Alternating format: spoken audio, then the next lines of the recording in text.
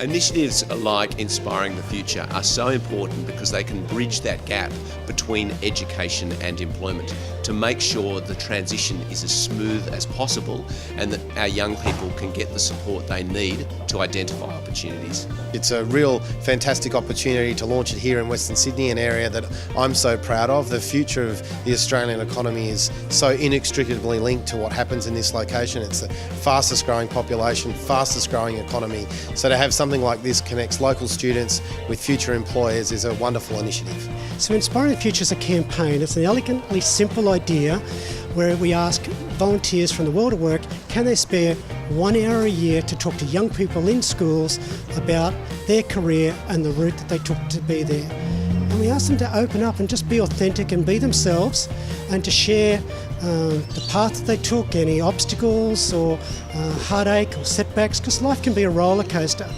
but it all turns out well in the end. And young people need to hear that they learn from those messages of resilience and perseverance.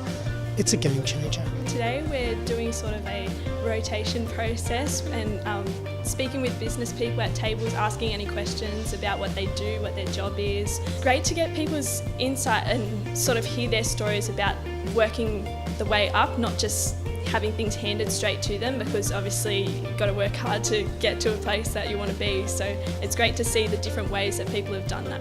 We've spoken to electrical and chemical engineers.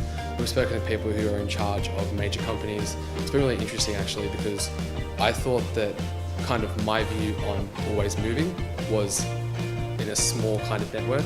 But all these people today have been like, no, keep moving, keep doing what you love, which is really good. My career started quite young. I left my first job at 15. I was destined to be a farmer and I moved to the city.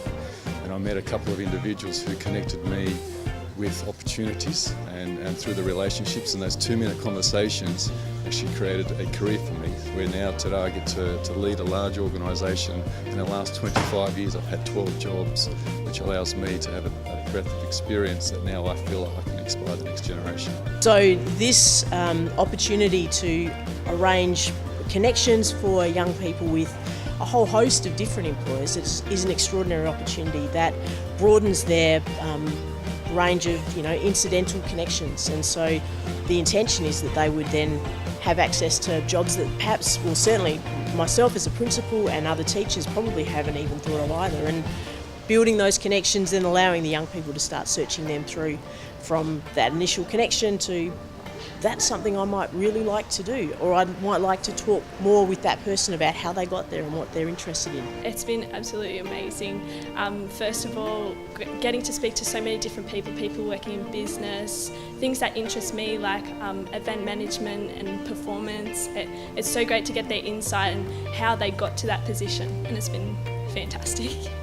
The best advice I can give to students today is seize this opportunity. I wish I had an opportunity like this when I was leaving school, so that in many ways, your mentors are self-selecting.